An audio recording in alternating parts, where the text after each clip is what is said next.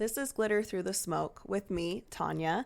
Here is the disclaimer and general trigger warning. Everything discussed here on GTTS is opinion based and pulled from life experiences. Many topics may be triggering to some viewers. Mentions of multiple forms of abuse. Take care of your mental health and proceed with caution. Thank you.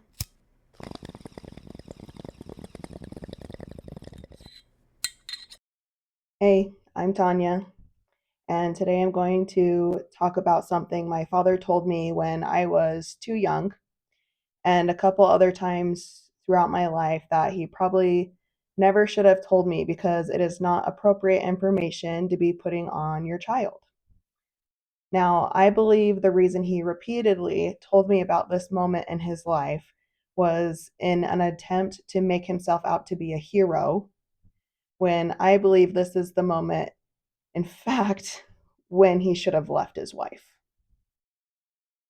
So, what I was told by my father is that when he and his wife only had their two oldest children, and at the time were living with his wife's parents in their basement, I was told that one evening when he had come home from work, he found his wife holding their sons, sobbing her eyes out, sitting in a corner of their living room.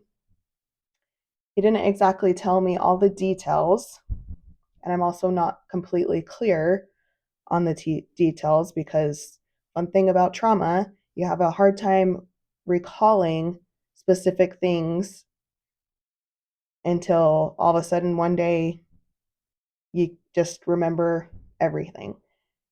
But even with that, what I do recall from this is concerning.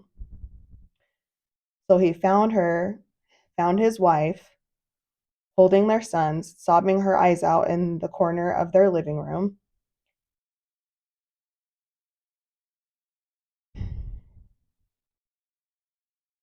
And what he saw was concerning enough that he went upstairs to his wife's parents and got them involved. I believe he involved his wife's parents because he was in shock and was frozen in a sense. So he gets his in laws and they step in, remove his children from his wife's grasp while trying to console her, and all the while are begging my father not to leave her. The fact that his in laws kept repeating to him to not leave her is the thing that stands out to me.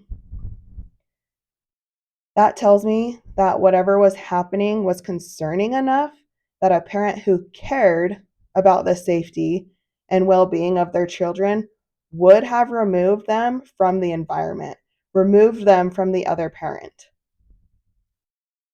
The fact that he was begged by his in laws to not leave their daughter and he listened with no regards to how their children would be affected moving forward, being with a parent who was unsafe in some capacity, that is extremely concerning.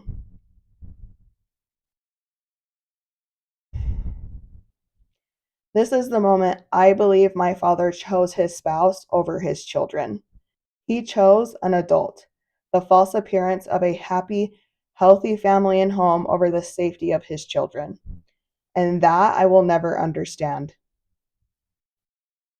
At that moment, my father didn't even choose to help his spouse either.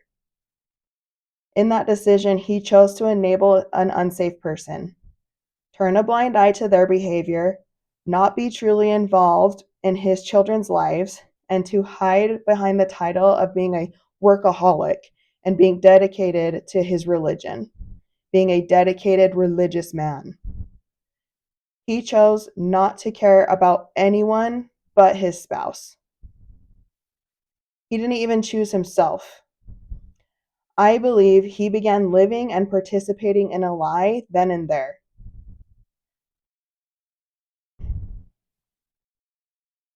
That is when he truly became an enabler and by extension an abuser.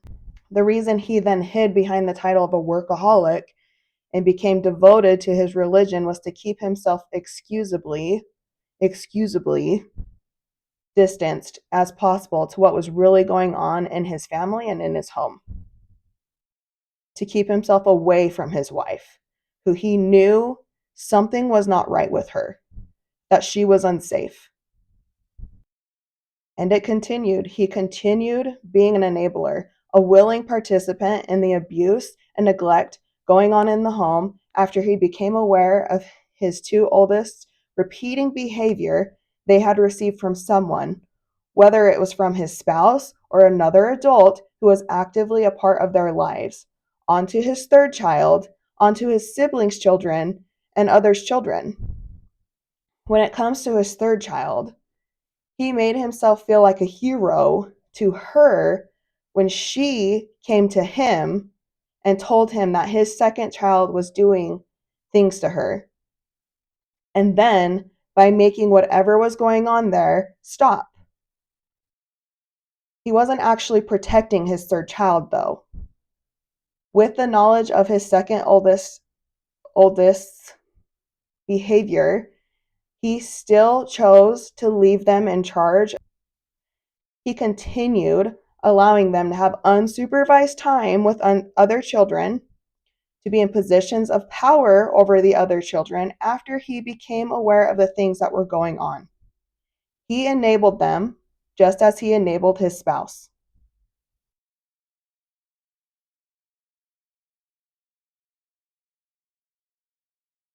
He made things even worse by forcing his children to pretend to participate in the lie that we were a happy family by shoving a camcorder in our faces when he was around. Participating in our lives, if you can even call it that. Then forcing us to watch these home videos of us being a happy family repeatedly, even at our protest. Almost like he was trying to get us to believe this false narrative he had created in his own head about what was going on in the home when he wasn't there. I can say his attempt at brainwashing did work on me until it didn't. Until the happy times were only on those tapes. And even then, looking back, now I can see how fake it was. How instead of actually interacting with his family, with his children, he hid behind a camera lens.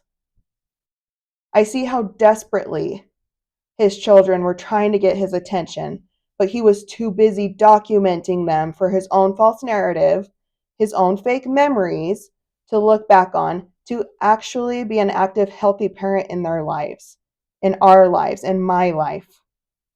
It's disgusting and it's selfish.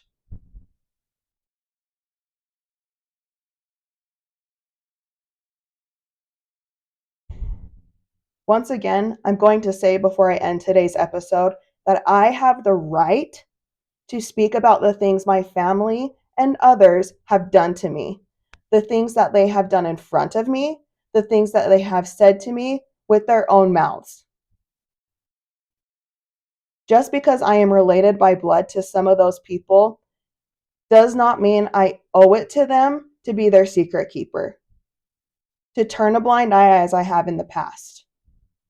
I no longer am a willing participant in the questionable, the wrong behaviors that others have displayed in my presence, have spoken of in front of me and to me. I no longer will keep my mouth shut because it is wrong to do so. I refuse to be an enabler the way my father was and is. I am not my father. I am not his wife. I am not their therapist who is bound by confidentiality. I am not someone who allows abuse and harm to happen to children and vulnerable communities. I refuse to be a part of it any longer. It is not my fault if my speaking on things that I've witnessed, I've been told, and I firsthand have experienced from others, negative behavior makes them look bad. If you want to be seen as a good person, maybe you should be a good person to begin with.